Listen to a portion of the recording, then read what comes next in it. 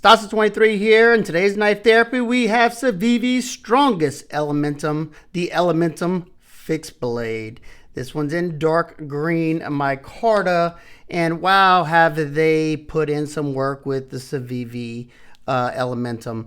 Pretty much anything you can think of, they've come out with it. It started out with the budget offering. I think these come in at like 52 bucks.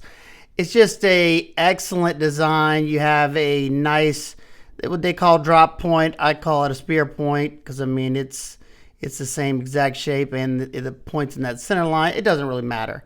But it has a nice deep hollow on here, very slicey blade, ball bearing pivot, G10, deep carry pocket clip, but it isn't right hand carry at all. So I thought they kind of missed out on that. Great action on pretty much everyone that I've handled. Then it went to the upgraded version. This is the S35 VN I got from Blade HQ. I don't know if it's exclusive or not. I added the thumb stud and the Flytanium scales, and that's one of the artisan clips.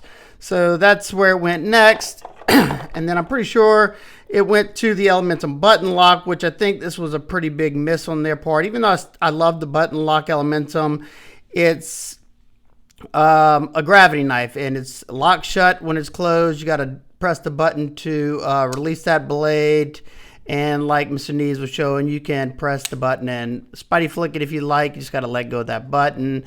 I love the button lock Elementum, and I use this a whole lot. I love that blade shape. It's probably, you know, one of my favorite blade shapes as of late, and I think it's an attractive knife. Man, I wish they would come out with a regular button lock Elementum. I don't care how it is, but it'd be awesome. I know everybody else is asking for it, and they usually, you know, give us what we're asking for, but not this time. They said they have no plans on making another one. And then I think at Blade Show, I think it was last year, last year, they came out with this one. This is the Tanto Elementum. Didn't seem like this one took off as much because I think more people like the simplicity of the drop point blade rather than the Tanto. So now we have one that you don't have to worry about the lock or the deployment, at least as far as opening it. You have the Elementum Fixed Blade. This one, like I said, is in the dark green micarta. It kind of looks like gray, but it does look dark green on the sides. This comes in at $76, and it's a good bit larger, I think, even than the button lock, their largest Elementum. It's very close in size to that. But your total length is 8.48 inches. You have a 3.9 inch blade. You have a grip area from here to here of 3.5 inches. Or if you want to choke up, you can get it at 4.2 inches. The handle scale thickness on this one comes in at an average 0.50. The width in the handle is 0.92 inches. You have a pretty chunky stock at 0.14. And we're going to talk about the behind the edge thickness a little bit later. But I absolutely, like I said, love the blade shape. I love it, love it, love it. It's just such a versatile blade shape. It can handle just about everything. You can use that slight belly to cut down on a cutting board rather easily. All utility style cutting you can do very easily because you have, you know, this much pretty much of like a straight part of the edge, and the belly's not so abrupt to where whenever you're naturally curving that hand through something, it wants to slip out. So just an excellent blade shape. The steel on this one is D2, and I purposely didn't put anything on it. I have like wiped this down with alcohol to get some smudge off of it and stuff. And I just wanted to see how good their finishing is, because, you know, if it had rough finishing on it, it would have rust in a couple hours in my house, because we have a very humid environment here in Louisiana, and it hasn't rust so far. So that's a very good thing. Like I said, it does have a hollow grind on here. Love seeing that they decided to stick with the hollow grind. You do have a row of jimping. I call it medium or mild traction. It doesn't really do anything for me. And like I said, you can choke up here if you like, but you definitely have to be careful there. They did a very good job of coming out far enough with that sharpening choil. The plunge is back here.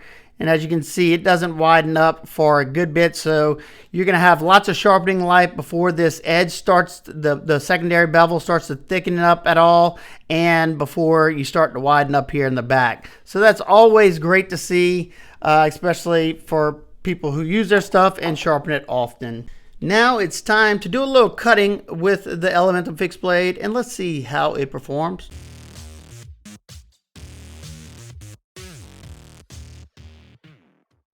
Right off the back, I could tell the knife, it was sharp, it just didn't have a lot of bite, and I could already feel that that edge bevel was rather thick because it just wasn't blazing through it like a lot of the CIVIVI's do. That blade shape was perfect though for this type of cutting. That's why I love that, you know, drop point / spear point blade. It's just such an effective cutting blade shape for pretty much anything. And it really showed here. I didn't have any instances where I was going to fall out of that edge coming out of the material, and it felt comfortable doing the light task. Now when I moved to the wood, this is where I kind of noticed the thinner handle scales on a fixed blade. It was starting to cramp up my forearms rather quickly. And I had to really squeeze tightly, or I felt like I wasn't going to have as much control over that, over the edge, if that makes sense. Still able to, you know, you could make feather sticks with it, and you could also lay that edge back if you want it to be a little bit more slicey. Doing these type of pinch cuts on the flat cutting surface is another thing that these blade shapes usually excel at, 'cause you have that lower point. You can get that point into the material if you want by raising it up a little bit, and it was very comfortable in the pinch grip. It's doing a decent job. It didn't wow me during the cutting, but it also performed good. I didn't feel like I had any issues getting through the material. The rubber, those hollow grinds pass through these materials that kind of start to bind up onto the sides of the blade. It usually goes through them pretty nicely, and as you can see here, it does a great job.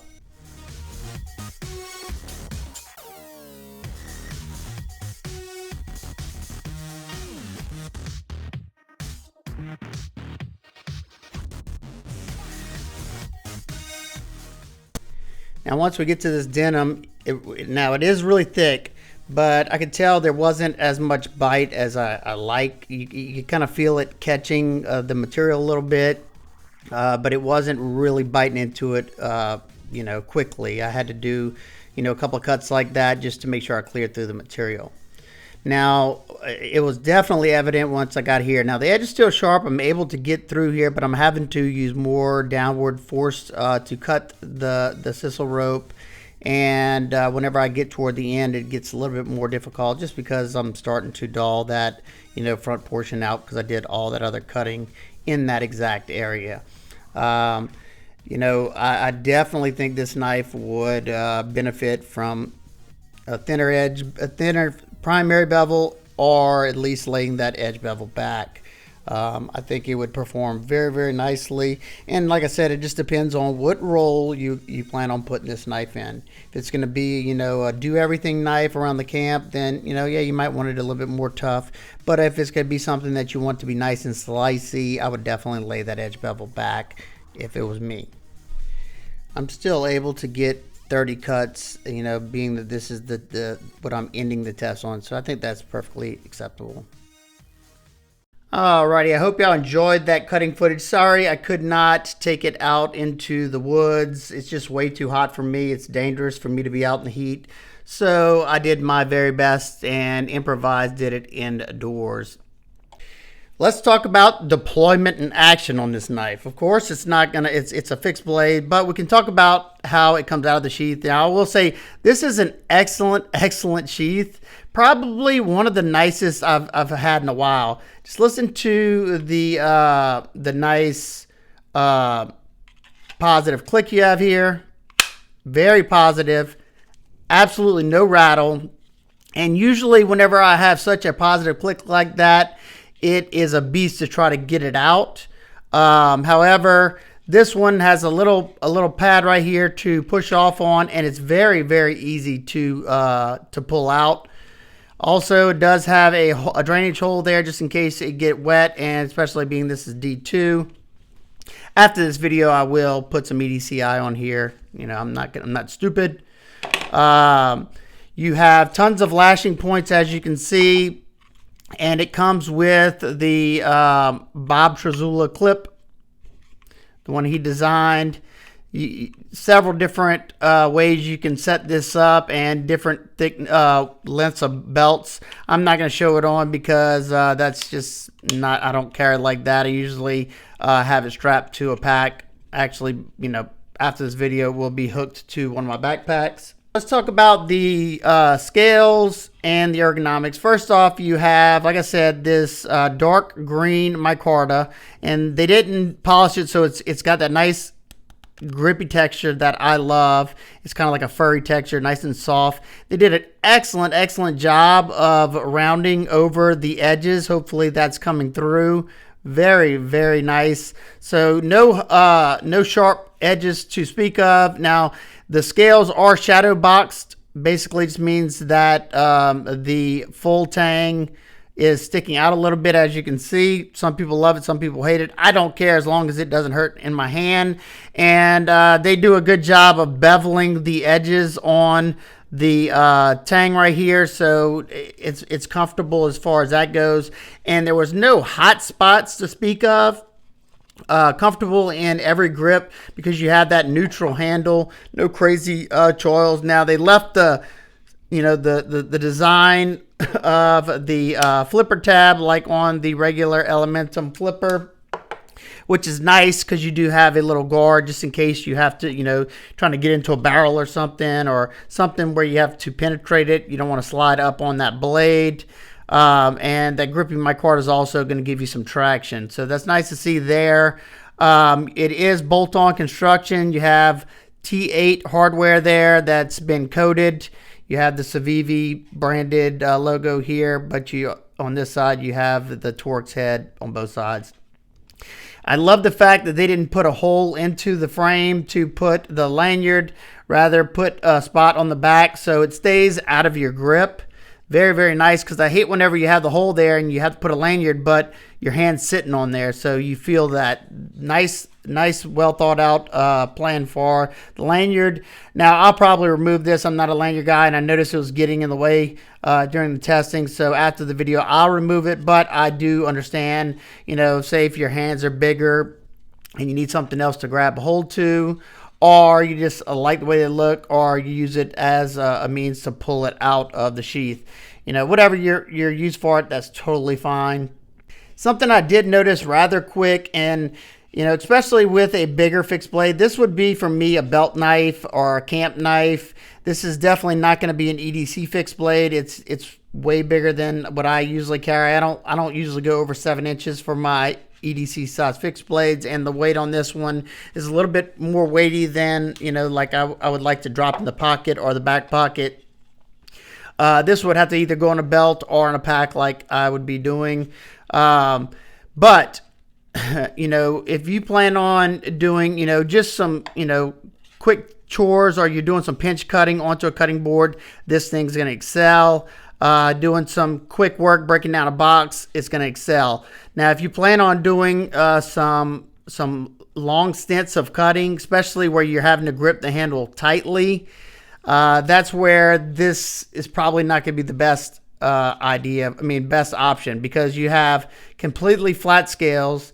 They're only 1/2 inch thick, which is nice for a folding knife and stuff like that. But with a fixed blade, I like to have either a palm swell or some thicker scales that really fill out the hand, because whenever you don't have that thickness and you're cutting, you know, whenever I'm testing these knives, I notice right off the back when these skinny handles like this is because I'm really gripping onto them tight, trying to keep them from wanting to rotate like that at all. And it really starts to fatigue the arms, the forearms, your wrist, and you'll find yourself pretty tired pretty quick. Now, something else that I noticed right off the bat that I was kind of bummed out about, because I heard so many reviewers talking about how thinly ground these were at the edge. Now, don't get me wrong, it's not super thick for a fixed blade, but I thought that it was going to be, you know, in line with, say, the regular Elementum, because several of them said that. But at least on mine, it's not. This, you already have 0.14 in stock. Nice hollow grind, but mine comes down to 26 thousandths behind the edge, sharpened at 26 degrees per side. Now, after this video, I think I can make it, you know, a lot better by laying this edge back. I'm probably, look, that's the size of the bevel at 26 degrees per side. So it's not, you know, huge. So I think I'm going to at least drop it back to 20 degrees per side, maybe 17. That's usually how, you know, I like them nice and slicey. But, you know, if you're going to be using this thing hard, you know, or, you know, doing some impact type things, then maybe, yeah, leave it at the 26 if you like. But if you want to get some extra cutting, you know, sliceability out of it, especially if you're using it in a camp or something, I would definitely lay that edge back to at least 20 degrees, 17 if you want. But at 17 degrees, I can promise you, you're going to have a pretty wide bevel. So I don't know. I guess it's just a nitpick, because, you know, it's all depending on what you're using the knife for. For me, I like a nice slicey knife, and I do have some dedicated hard use fixed blades and hard use folders. This to me is just a, you know, a jack of all trades knife, and you put it in whatever role you'd like. It's not big enough to me to be a chopper or, you know, something that you're going to breach a door open with. So I just think you already had that nice deep hollow on there. I would have loved to see this at least to 20 thousandths at the behind the cutting edge. I think it would have still been more than stable enough. You could have kept that 26 degree bevel on there, and then it would have been extremely stable. So I don't know. That was just something that was kind of a bummer to me, because I could tell right off the back, as soon as you cut into something, after you do it long enough, you can tell that how that thickness is. It's just how it feels going through the material. Because those nice and thin bevels, they glide through the material very quickly and fastly, especially when you have a nice deep hollow grind like that. Let's grab a quick weight on it first in grams without the sheath. 124.7 grams. We'll put the sheath on there, and then we'll go to the ounces. 215 grams and 0.6, I mean. Now go to ounces. 7.6 ounces. So yeah, like I said, you're gonna feel it if, you know, if you tried to carry this as a EDC fixed blade. 4.4 ounces.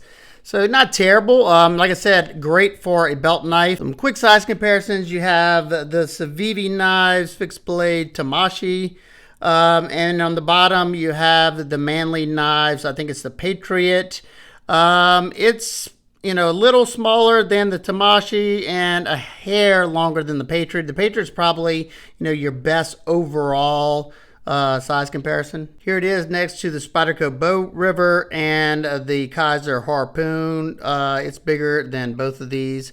All right, so what are my final thoughts? I think it's a great knife. You know, I think it's definitely a high quality knife at the price point. 76 bucks, you're definitely getting a lot for your money. You're getting an outstanding Kydex sheath, this Trezula clip that's, you know, kind of like one of those, what is it, Tech Locks. The retention, that is one of the best clips I've had in a long time. Very easy to pull out as well. And I think, you know, if you want it to be a slicey blade, definitely you could lay that edge back and be perfectly fine. But if you want to use it, you know, kind of rough around, say, a campsite or something like that, and you could be prying with it or, you know, hitting into rocks and stuff, then yeah, that extra meat might be what you're looking for. You know, if the thinner scales is something you're not looking for because you need that extra thickness, they also make a more bushcrafty type handle, one that has a like polished G10, but it's a rounded, contoured, thicker scaled knife with a stainless steel. So it just depends on what you're looking for. So overall, You know, it's definitely one I could recommend if this is something you're looking for. I think it'll do everything that you want it to and more.